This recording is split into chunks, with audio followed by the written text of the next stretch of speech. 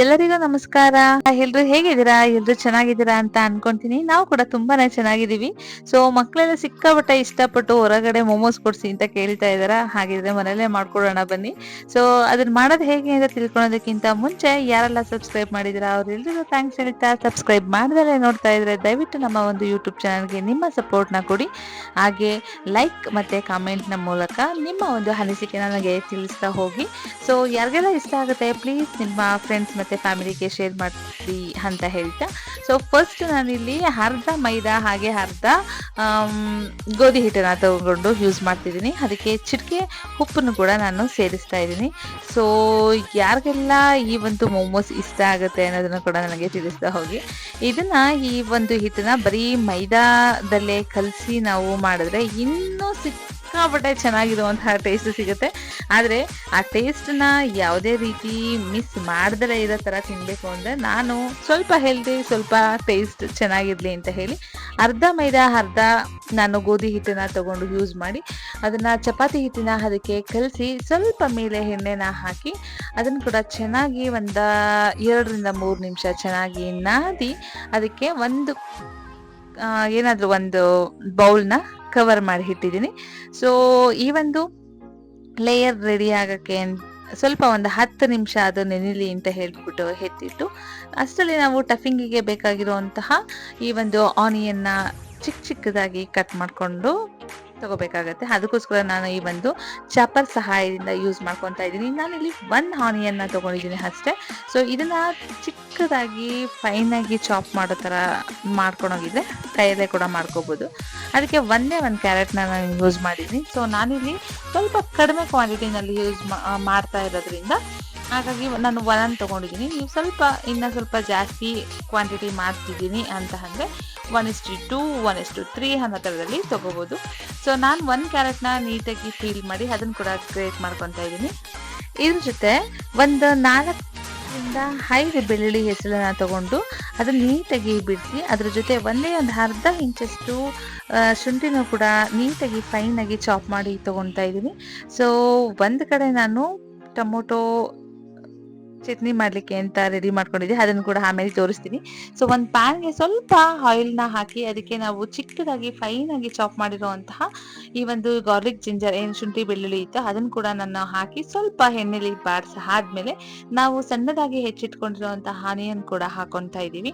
ಇದು ಸ್ವಲ್ಪ ಬಾಡಿಸಿದ ಮೇಲೆ ಅಂದರೆ ಸ್ವಲ್ಪ ಇಲ್ಲಿ ನಮಗೆ ಕ್ರಂಚಿಯಾಗಿ ಸಿಕ್ಕಿದ್ರೆ ಇನ್ನೂ ಚೆನ್ನಾಗಿರುತ್ತೆ ಮೊಮೋಸಲ್ಲೇ ತಿನ್ನಲಿಕ್ಕೆ ಅಂತ ಹೇಳಿ. ಹಾಗಾಗಿ ತುಂಬ ನಾವು ಅದನ್ನು ಬೇಯಿಸೋದು ಏನು ಬೇಕಾಗಿಲ್ಲ. ಮತ್ತೆ ಇನ್ನೊಂದ್ಸಲ ನಾವು ಅದನ್ನು ಸ್ಟೀಮ್ ಮಾಡೋದ್ರಿಂದ 2 ಟೈಮ್ಸ್ ಕುಕ್ ಆಗುತ್ತೆ, ತುಂಬಾ ಚೆನ್ನಾಗಿ ಕುಕ್ ಆಗಿರುತ್ತೆ. ಸೊ ಇಲ್ಲಿ ನಾನು ಅದನ್ನು ತುರಿದಿಟ್ಟಿರುವಂತಹ ಕ್ಯಾರೆಟ್ನ ಕೂಡ ಹಾಕಿ ಅದಕ್ಕೆ ಒಂದು ಅರ್ಧ ನಾನು ಕ್ಯಾಪ್ಸಿಕಮ್ನ ಕೂಡ ತುಂಬಾ ಚಿಕ್ಕದಾಗಿ ಕಟ್ ಮಾಡಿ ಅದನ್ನು ಕೂಡ ಹಾಕೊತಾ ಇದ್ದೀನಿ. ಒಂದು ಕಡೆ ಇದು ಬಾಡಿಸ್ತಾ ಇದ್ದೀನಿ, ಇನ್ನೊಂದು ಕಡೆ ನಾನು ಫಾಸ್ಟಾಗಿ ಕಟ್ಟಿಂಗ್ ಕೂಡ ಮುಗಿಸ್ಕೊತಾ ಇದ್ದೀನಿ.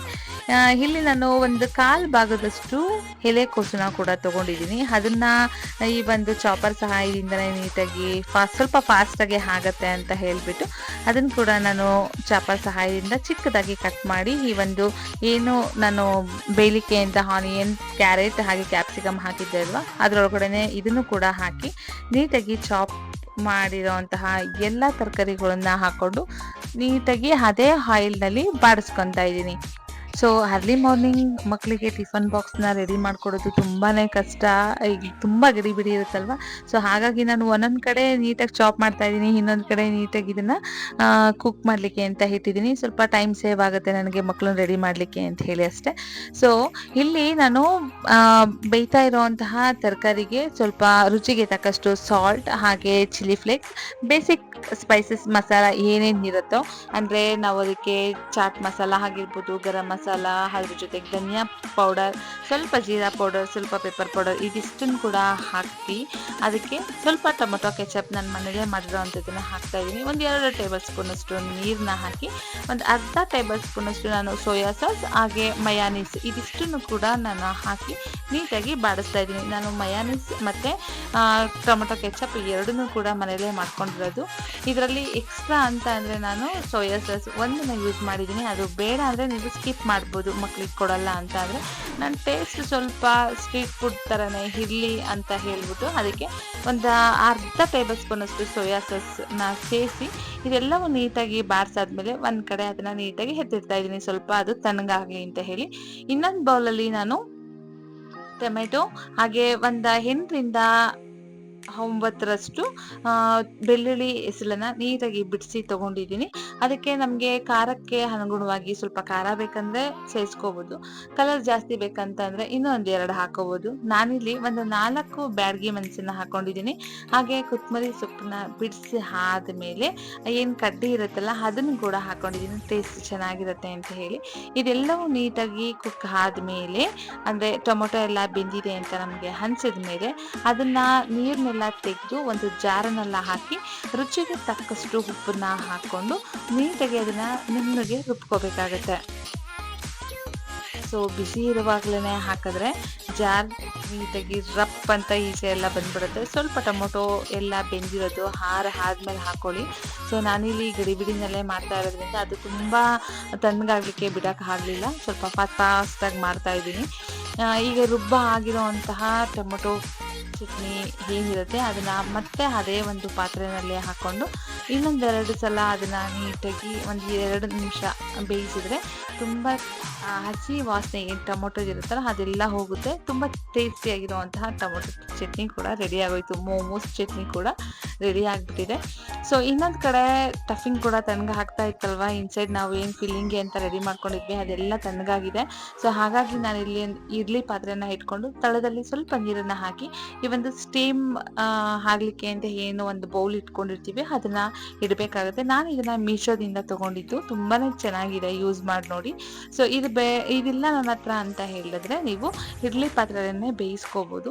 ಅಷ್ಟರಲ್ಲಿ ನಾವು ತಯಾರಿಸಿಟ್ಕೊಂಡಿರುವಂತಹ ಚಪಾತಿ ಹಿಟ್ಟು ಏನು ಮೋಮೋಸ್ಗೆ ಹೊರಗಡೆ ನಾವು ಲೇಯರ್ ಬೇಕಂತ ಕಲಿಸಿಟ್ಟಿದ್ವಲ್ವ ಅದು ಕೂಡ ನೀಟಾಗಿ ಅದು ಚೆನ್ನಾಗಿ ನೆನ್ಕೊಂಡಿತ್ತು. ಸೊ ಹಾಗಾಗಿ ನಾನಿಲ್ಲಿ ಅದನ್ನ 1.5 ಚಪಾತಿ ಮಾಡಲಿಕ್ಕೆ ನಾವು ಎಷ್ಟು ಸೈಜಲ್ಲಿ ತೊಗೊತೀವೋ ಆ ಸೈಜಲ್ಲಿ ನಾನು ಹಿಟ್ಟನ್ನ ತಗೊಂಡು ನೀಟಾಗಿ ಅದನ್ನು ಚಪಾತಿ ಥರನೇ ಲಟ್ಟಿಸ್ಕೊತಾ ಇದ್ದೀನಿ. ಇದಕ್ಕೆ ನಮ್ಮ ಮನೆಯಲ್ಲೇ ಇರುವಂತಹ ಯಾವುದಾದ್ರೂ ಒಂದು ಬಾಕ್ಸ್ ಕ್ಯಾಪ್ನ ತಗೊಂಡು ನಮಗೆ ಯಾವ ಸೈಜಲ್ಲಿ ಬೇಕೋ ಆ ಸೈಜಲ್ಲಿ ತೊಗೊಂಡು ನಾವು ಅದನ್ನು ಕಟ್ ಮಾಡಿಕೊಡ್ಬೇಕಾಗುತ್ತೆ. ಸೊ ನಾನಿಲ್ಲಿ ಒಂದೇ ಸಲ ಎಲ್ಲವನ್ನು ಕೂಡ ನೀಟಾಗಿ ಕಟ್ ಮಾಡಿಟ್ಕೊತಾ ಇದ್ದೀನಿ. ಅಂದರೆ ಒಂದು ಮಕ್ಕಳು ಬಾಕ್ಸಿಗೆ ಎಷ್ಟು ಬೇಕೋ ಅದಷ್ಟು ಕೂಡ ಒಂದೇ ಸಲ ಫಟಫಟ ಅಂತ ಒಂದು 3 ಚಪಾತಿನ ಮಾಡಿಕೊಂಡು ಒಂದು 9 ಅಥವಾ 10 ಆಗೋ ಥರ ನಾನು ಮಾಡಿಕೊಂಡೆ.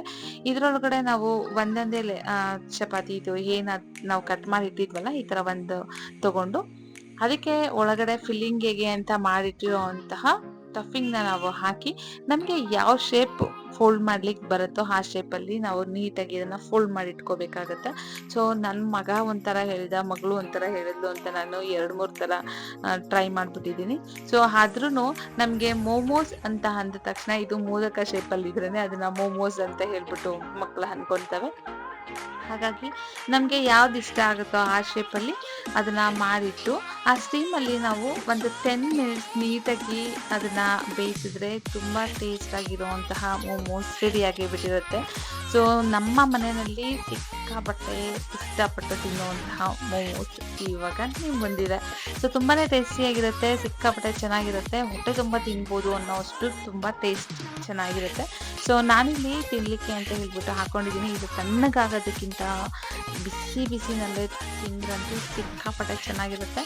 ನಾನಂತೂ ಒಂದು ಟೇಸ್ಟಿಗೆ ಅಂತ ಹೇಳ್ಬಿಟ್ಟು ತಿಂದು ನೋಡಿದೆ, ವಾವ್ ಯಮ್ಮಿ ಆಸಮ್ ಅಂತಲೇ ಹೇಳ್ಬೋದು. ನಾನಂತೂ ಸಿಕ್ಕಾಪಟ್ಟೆ ಇಷ್ಟಪಟ್ಟು ಬಿಸಿ ಇರುವಾಗಲೇ ಆ ಒಂದನ್ನು ಫುಲ್ ತಿನ್ಕೊಂಡೆ.